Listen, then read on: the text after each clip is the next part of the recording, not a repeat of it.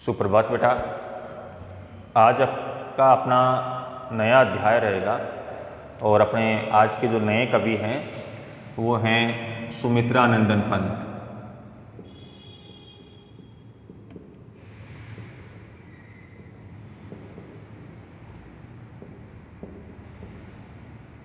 सुमित्रानंदन पंत इनकी कविता है, उसको आज अपन पढ़ेंगे। सुमित्रानंदन पंत दिख नहीं रहा शायद।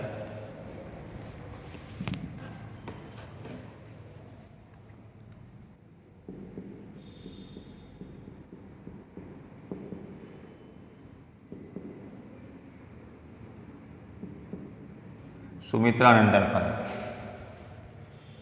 सुमित्रानंदन पंत हैं वो छायावाद के कवि। कौन से युग के हैं? छायावाद। और छायावाद के 4 स्तंभ हुआ करते थे। उन 4 स्तंभों में से एक स्तंभ है सुमित्रानंदन पंत। तो सुमित्रानंदन पंत को छायावाद का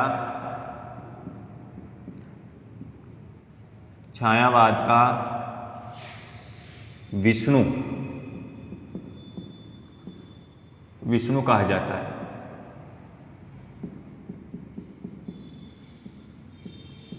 इनको छायावाद का क्या कहा जाता है? विष्णु कहा जाता है। इनका अपन परिचय देखेंगे। सबसे पहले कवि परिचय।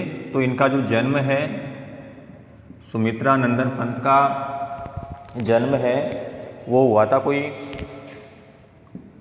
20 मई 1900 ईस्वी को। कहाँ पे हुआ था? उत्तराखंड के अल्मोड़ा राज्य के कोसानी नामक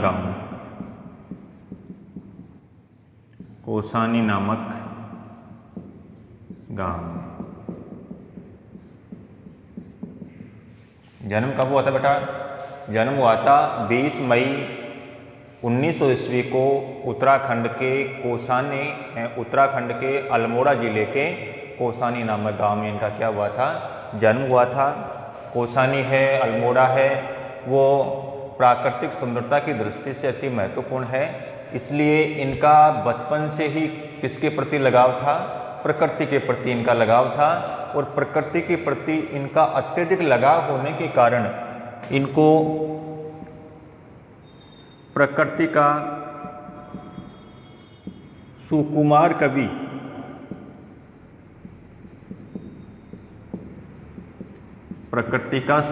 कवि कहा जाता है। यानी प्रकृति का बहुत ही सुंदर चित्रण अगर किसी कवि ने किया है तो वो कौन है? सुमित्रानंदन पंत, जिन्होंने प्रकृति को बहुत ही नज़दीक से देखा है और नज़दीक से देख करके उसकी सुंदरता का वर्णन अपनी कविताओं में किया है। इनकी प्रारंभिक शिक्षा थी वो इनके पैतृक गांव कोसानी के अंदर हुई। बाद में उच्च शिक्षा के लिए इलाहाबाद आदि आ गए थे। इनके बचपन का नाम गुसाई दत्त। इनके बचपन का क्या नाम था? गुसाई दत्त। बाद में उसने बदल करके क्या रख लिया था? सुमित्रानंदन पंत इन्होंने अपना नाम रख लिया था। सुमित्रानंदन पंत थे वो गांधी जी से बहुत अधिक प्रभावित थे और गांधी जी के असहयोग आंदोलन से प्रभावित होकर के उन्होंने अपनी पढ़ाई बीच में क्या कर दी थी? छोड़ दी थी और असहयोग आंदोलन में ये शामिल भी हो गए थे। सुमित्रानंदन पंत हैं। इनकी जो मृत्यु है, और इनकी मृत्यु हुई थी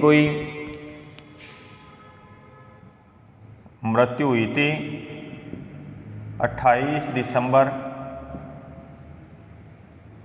1977 ईस्वी को। मृत्यु कब हुई थी? 28 दिसंबर 1977 ईस्वी को। इन्होंने काव्य के क्षेत्र के अंदर बहुत कुछ लिखा है और उत्कृष्ट लेखन करने के कारण इनको भारतीय साहित्य जगत का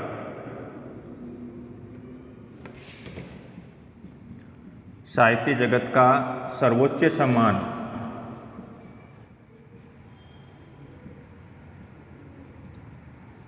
कौन सा? भारतीय ज्ञानपीठ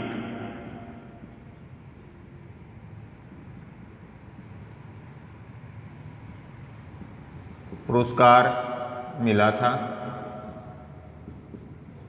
इनकी रचना थी चिदंबरा। इस चिदंबरा कृति के ऊपर इनको भारतीय साहित्य जगत का सर्वोच्च सम्मान भारतीय ज्ञानपीठ पुरस्कार इनको मिला था।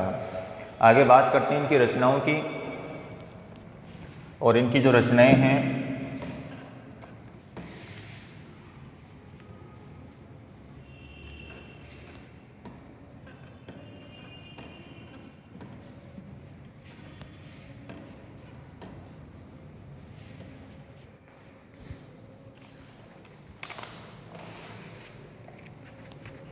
प्रमुख रचनाएं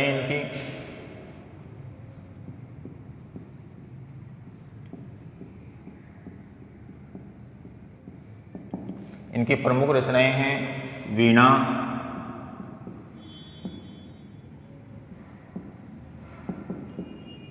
ग्रंथि, पल्लव, गुंजन, युगांत, युगवाणी, ग्राम्या,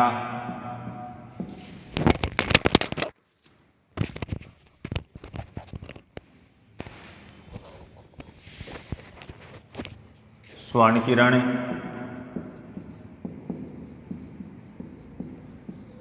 स्वर्ण धूलि,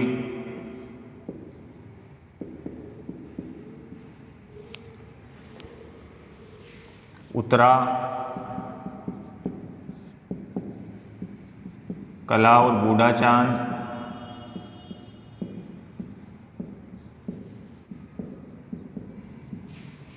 चिदंबरा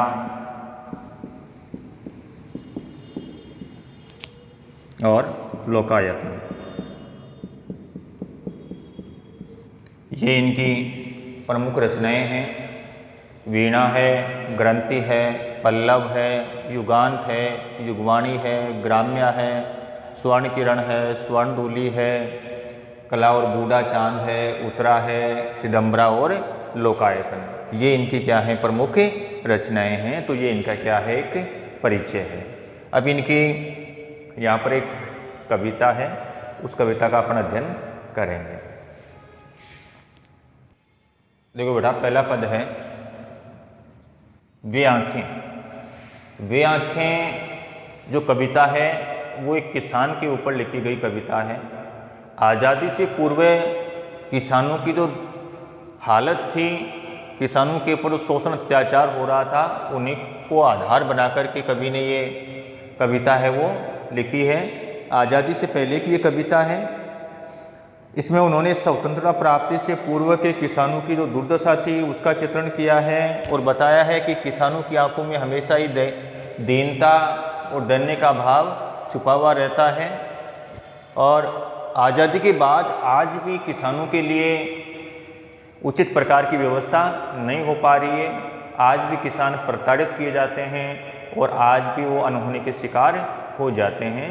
तो देखो कवि क्या कह रहे हैं, अंधकार की गुहा सरीखी उन आँखों से डरता है। कवि एक किसान की दयनीय स्थिति का चित्रण करता हुआ, उसकी दयनीय स्थिति का चित्रण करता हुआ कह रहा है कि उस किसान की अंधकार से भरी हुई, किसान की अंधकार से भरी हुई गुफा के समान उन आँखों को जब भी मैं देखता हूँ तो मेरे मन में अत्यधिक डर उत्पन्न होने लग जाता है। कवि कह रहा है, किसान की दयनीय स्थिति का चित्रण करता हुआ कह रहा है कि किसान की जो आंखें हैं वो उन आंखों में क्या भरा हुआ है? अंधकार। यानी कहीं कोई आशा की किरण दिखाई नहीं दे रही है कि किसान की आंखें जिसके अंदर अंधकार भरा हुआ है और वो किसके समान हैं? गुफा के समान हैं। तो वो अंधकार से भरी हुई और उन गुफा के समान उस किसान की आंखों को देख करके मेरा मन अत्यधिक व्यथित होने लग जाता है, मेरा मन डरने लग जाता है। बड़ा दूर तक उनमें दारुण दैन्य दुख का नीरव रोदन। आगे कभी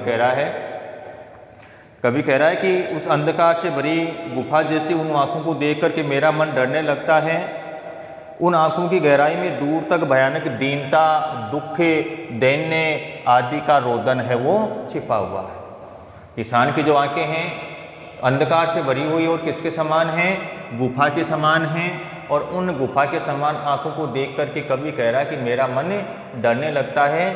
और वो किसान की जो आंखें हैं उस किसान की आंखों में दूर तक भयानक दारुण दुख, दैन्य और दीनता का जो रोदन है वो छिपा हुआ है। यानी हमेशा एक किसान विपरीत परिस्थितियों को देख करके अत्यधिक दुख के कारण व्यथित होकर के वह क्या करने लगता है?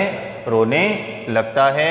वह स्वाधीन किसान रहा, अभिमान भरा आंखों में था। कवि सुमित्रानंदन पंत किसान की कहानी को व्यक्त करता हुआ बता रहा है कि वह किसान था, वह स्वाधीन किसान रहा, कि वह किसान कभी अपने खेतों का स्वयं मालिक हुआ करता था। जो खेत थे वह खेत उस किसान के हुआ करते थे। वह स्वाधीन किसान रहा, अभिमान भरा आंखों में इसका, कि वह किसान जिसके कभी खेत उसके स्वयं के हुआ करते थे और इस बात का उस किसान को अत्यधिक अभिमान होता था कि मैं अपने खेतों का स्वयं क्या हूँ? मालिक हूँ। इस बात का उस किसान को क्या होता था?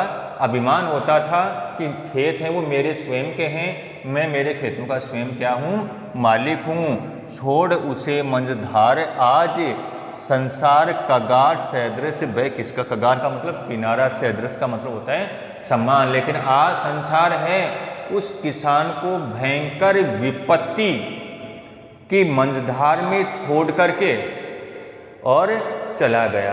आज किसान है वो अत्यधिक व्यथित है, दुखी है, तो आज संसार है उसको विपत्तियों की मंझधार में उसी प्रकार से छोड़ करके चला गया है कि जिस प्रकार से नदी के अंदर कोई डूबता है तो किनारे उस व्यक्ति को बचाने के लिए उसके पास नहीं जा सकते हैं या नहीं जाते हैं, उसी प्रकार से आज उस किसान की कोई भी सहायता करने वाला नहीं है। संसार है वो उसको भयंकर विपत्तियों की मंझधार में आज छोड़ करके दूर चला गया है। अब उस किसान की कोई सहायता करने वाला नहीं रहा है। ये इनका पहला पद था बेटा।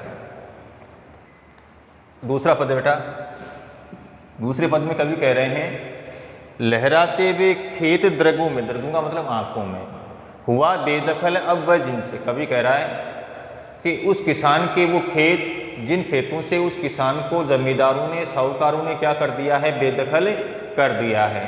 यानी वह किसान, उनका जो लगान था वह लगान नहीं चुका पाया और लगान नहीं चुका पाने के कारण न्यायालय के द्वारा जमींदारों ने उनसे वो खेत क्या कर लिए? छीन लिए। तो कभी कह रहा है लहराते हुए खेत द्रगों में हुआ बेदखल अब वह जिनसे, कि उन खेतों से उस किसान को क्या कर दिया गया? बेदखल कर दिया गया। लेकिन उन खेतों के अंदर उस हरियाली को देख करके वह किसान अत्यधिक प्रसन्न हुआ करता था, जिन खेतों से आज उस किसान को क्या कर दिया? बेदखल कर दिया है।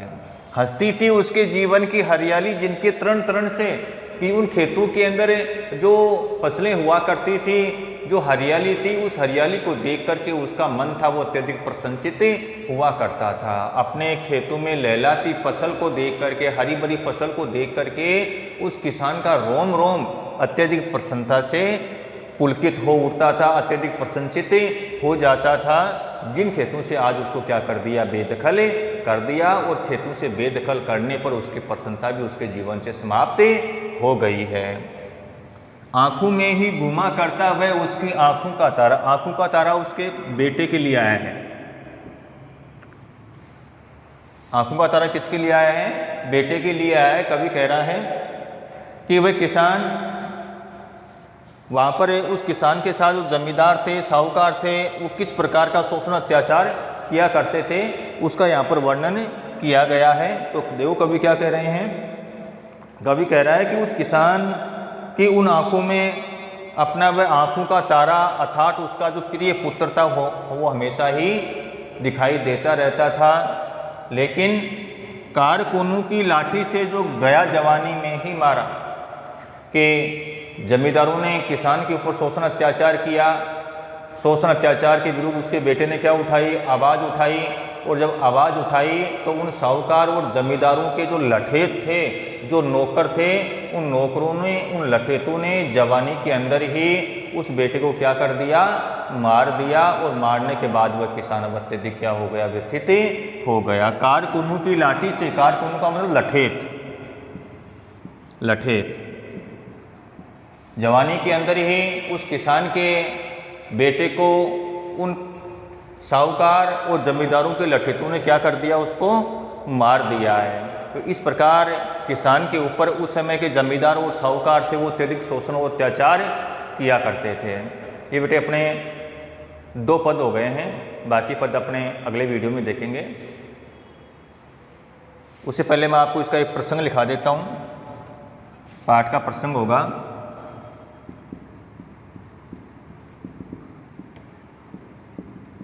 प्रस्तुत पद्यांश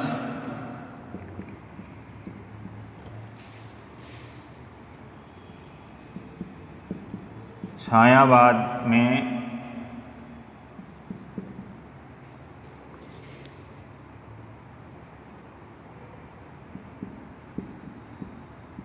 विष्णु के नाम से विख्यात प्रकृति के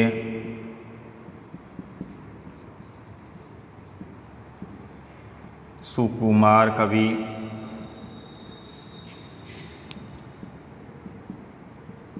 सुमित्रानंदन पंत द्वारा रचित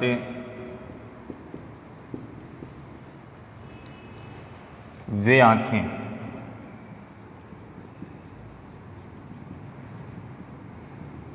शीर्षक